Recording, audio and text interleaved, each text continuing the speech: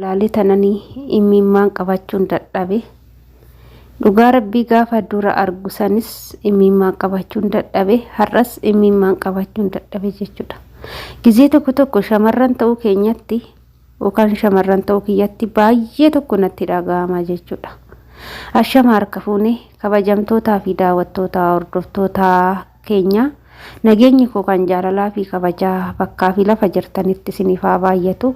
Anis obboleettiin keessan bakkaa fi lafan jirutti waaqayyoof galannaa qabu nagaa fayyaa kootidha. Isinis akka nagaa fayyaa naaf taatan waaqayyoorraa abdii guddaan qaba.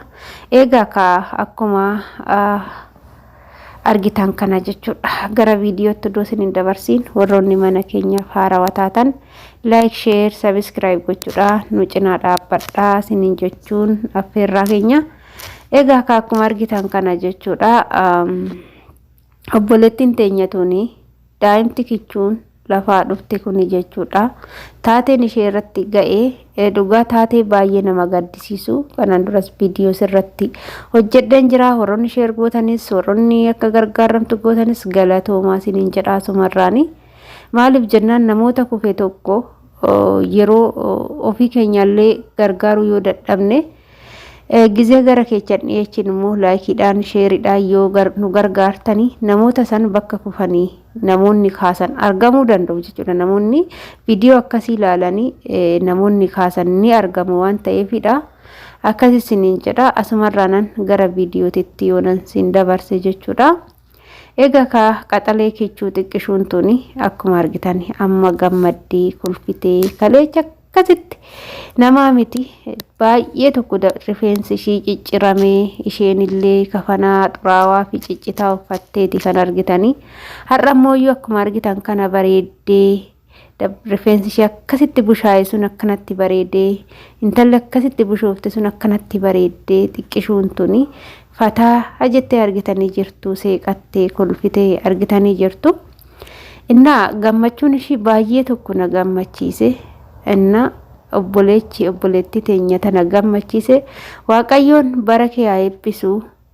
Bara dhuma keetisiif haa eebbisu. Galatoomii asumarraan jecha. Maal argattee eenyutu akkanatti gammachiise jechuun keessanis waan hin oolleedha. Obboleetti keenya kana kan gammachiise obboleecha keenya Firaa'olii jechuudha. Asumarraa Firaa'ol guddaa tokko galatoomii eebbifamii sin jenna. Akkuma argitanii amaanaa kennee jira. Obboleetti keenya kun kan ishee fudhattee deemaa jirtu kanatti Finfinneetti kennamtee jirti jechuudha. Akka haadhaa, akka abbaa, akka obboleettii, akka ilmootitti qabdee akka mana barumsa gaariitti galchitee barsiiftu. Isheenis waadaa seentee fudhattee jirti. Obboleettiin teenya kun Finfinnee galtee jirti jechuudha. Kaleecha gizee obboleewwan kiyyaa yookaan hiriyyoonni kiyyaa daftara qabatanii mana barumsaa deemanii nan dheechaa nan kaadhaa jettee dubbattee har'a garuu hawwisun galma ga'ee fi akka isheen barattu barumsa ishee akka galmaan geechuu taasifamee haalli mijeeffamee fi jira jechuudha. Inna ijoolleen namoonni obboleettii keenya kana jecha badaa dubbatanis ni jiru. Garuu namni rakkate namni jaalatee waan badaatti hin deemu. Namni yoo rakkate deema. Obboleettiin teenya tuni sababii wanna akkanaa keessa isii seesisee fi tokkoffaa waliigaltee haadhaaf abbaa ishee dhabuurraa kan ka'e haati fi abbaan ishee galgalaa ganama yeroo wal caqacaqanii galgalaa ganama gizee mana keessatti nagaan dhaabamu. Inni kun immoo jidduudhaan dhufee sin fuudhaa sin jiraachifadha jedhee jennaan na jiraachifata jettee jireenya kana keessa nan ba'aa nan fagaadha laata jettee dhugaatti fakkaate daa'imti tun yaannillee hin gallee fi daa'ima umurii waggaa 15ti. Waggaa 15tti ilmoo argatte jechuu laalaaka. Inna jireenyi illee hin gallee fi kaatee deemte ishiin dhiira wajjin deemuun maal akka ta'e iyyuu hin beektu. Inni immoo daa'ima ergaa daa'ima mucayyoon tun daa'imti xiqqoon tun ishiinuu daa'imti tun immoo erga daa'ima garaatti baatte gatee biraa deeme. Namni nama gatee deemuu danda'a. Namni waan barbaades namarraan gahuu danda'a. Garuu waaqayyoon hunda danda'an kan hunda keenya uume inni nama gatee deemuu danda'u jechuudha. Maaliif jennaan waaqayyo uuman abbaa keenya waan ta'eef abbaan keenya immoo nama gatee hin deemu jechuudha. Kanaaf har'a daa'ima xiqqishuu kana inni akkas godhee booda maal godhere gatee biraa deeme sanirraan immoo akkamti nagattettee daawwalteetti himtu arrabsee daa'ima faa gati jedheeni jechuudha. Gati naan jedhe jette dhugaa namni mee nama gati kan godheerra kan balleecherra kan raawwaterra badii lammataa immoo yoo hojjetu baay'ee namatti dhagahama. Dhiira jechuun dhugaa dhiira hundaa miti. Yoon dhiira jedhus dhiirri gaariin ni jira kunoo. Dhiira obboleechi keenya ishii karaarraa kaase kunis dhiiruma jechuudha. Biraa olii namoota yaanni galeef namoota muudiin galeef namoota maalummaan galeefidha.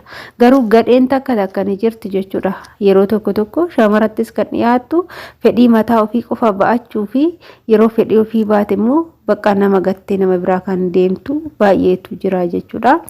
Kanaaf akka waaqaa akka namaa odoo akka namaati ishiin obboleettiin teenya xiqqishuun tuni silaa urfatti baddee godaana irratti hafti. Akka waaqati immoo waaqni godaana irraa kaasee jira. Akka seenaan ishee jijjiiramu akka barattee nama taatu waaqayyo seenaa ishee jijjiiree jira. Ammallee hanga dhumaatitti seenaa ishee haa jijjiiruun jedhaani baay'een gammadee dhugaa dubbachuudhaaf kan kun nama hin gammachiisne wanni nama gammachiisu hin jiru. Inna akkasi obbolee anamma dhaamsin obboleewwan kiyya shamarraniif qabu jechuudha. Asumarraani yeroo baay'ee nuti somni dhugaa nutti fakkaata. Yeroo baay'ee ni sobamna. Dhiiran ni sobamna. Wanti dhiirri nuti dubbatu dhugaa nutti fakkaata. Wantoota rakkoo tokko wantoota cinqii tokko yoo arginu yoo asii deemne yookaan immoo waan wayii yoo goone cinqii san keessaayis waan baanu nutti fakkaata. Garuu immoo wanti suni gaariin ta'u jechuudha. Nuuf gaarii nuuf hin ta'u. Shamarraniif gaarii nuuf hin ta'u. Maaliif jennaan boruu keenya tolchuuf boruu keenya nama ta'uuf har'a waa hundarraa fagaachuudha jechuudha. Keessattuu dhiiratti dhiyaachuun nun barbaachisu. Okkoteen cabdee fi shamarranii tokkodha jechuudha. Yoo isiniin jedhu shamarran nuti kan bareennu waan keenya hunda wajjin jechuudha. Namni tokkos yoo nu fuudhe waan keenya hunda wajjin yoo nu argate irra nu jaallata. Kanaaf immoo sirriitti of eeggachuudhaaf nitsinnaa keenya qulqullina keenya eeggachuudhaaf dhiira tokko yoo jaalannes itti dhiyaanne waa hundonni jenne inni nuun jedhe wanta inni jedhe hunda fedhii isaa hunda guutuuf hin qabnu jechuudha. Dhiirri tokko gaafa maatirraa seeran nu kadhatee seeran gaafa nu fuudhe abbaa manaa keenya ta'ee waan nurraa barbaadu san argachuu qaba malee jaalala nama kana jaalanne jennee nama sanirratti akka barbaannetti nama saniif ta'uu hin qabnu jechuudha. Obboleewwan keenya gara fuula miidiyaatti ba'anii akka na godhee na biraa deeme jedhanii yeroo asitti nuti dubbatanii isaan qofaaf dhiphachuu yookaan isaan qofaaf gadduu osoo hin taane ofii keenyaafis immoo waan isaan ta'an kana barumsa irraa fudhachuun nu barbaachisa jechuudha. Niif galee barumsa irraa fudhachuun sin barbaachisa. Keessattuu shamarran gaa'ila hin qaban, shamarran ganaa dhufaa jirtan, ganaa gaa'ila qabachuu deemtan jechuudha.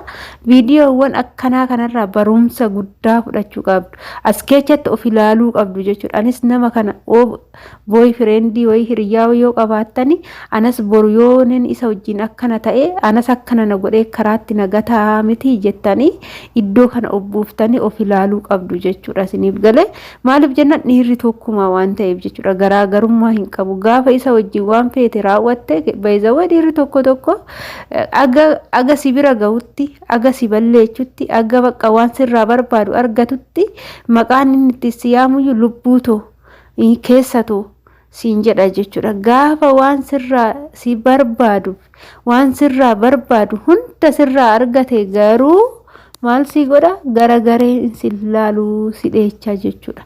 Kanaaf jechuudha isin immoo maal gochuu qabdu nitsinnaa keechaniin inni gaafa nitsinnaa keechan balleechee gaafa isinirraa waan barbaadu argate sin dheechee sin arrabsee maqaan taane maqaa keechan malee maqaa biraa isinitti baasa. Garuu isin immoo maal gooture osoo nitsinnaa keechan inni isin bira hin gahin osoo nitsinnaan keechan hin tuqamin isa dheechuu qabdu jechuudha. Aga maaltu aga seeran gara maatiitiin dhufee seeran harkaan sin gaatutti isin immoo itti koortanii irraa dheechuu qabdu malee karaa inni beenu siniin jedheen akka barbaadetti akkuma lugaama fardaatitti bakka barbaaden sin fuudhee deemu mirga sin qabu aangoo sin qabu jechuudha. Kanarraa sirriitti of qusadhaa siniin jedha. Jaalalli akkuma jirutti ta'ee jaalala biraa keessa hin seeninaa jechuudha. Viidiyoon akkana barumsa guddaa dhibbuu barbaadan keechallee jiraadha waan barbaadan keechallee jiraadha.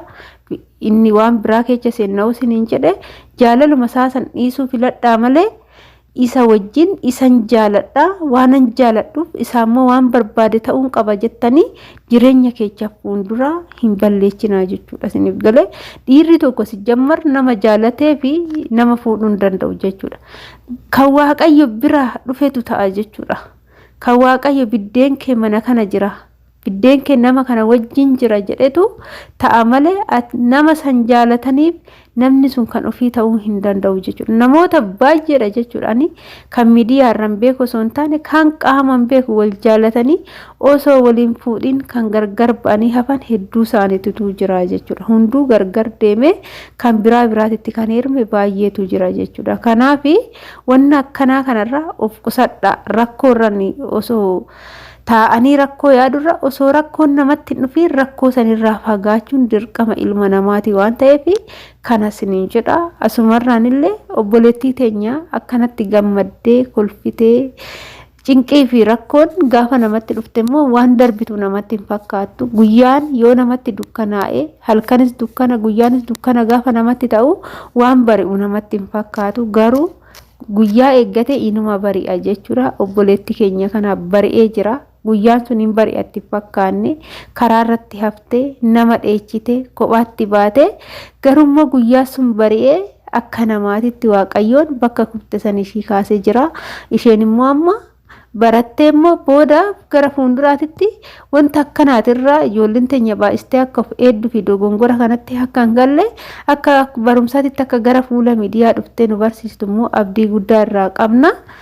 Dhugaa obboleettiin teenya fi wanti yaan namni wallaaleen jiru tokkuma natti fakkaatanii jechuudha. Baay'ee garaana nyaatanii wanti yaanis bakka kuftee kaaftee har'a iddoo kana jirte akkuma argitanii tunis garuu guyyaa tokko ka'uun ishii waan hin oolledha sinin jechuu jaaladha.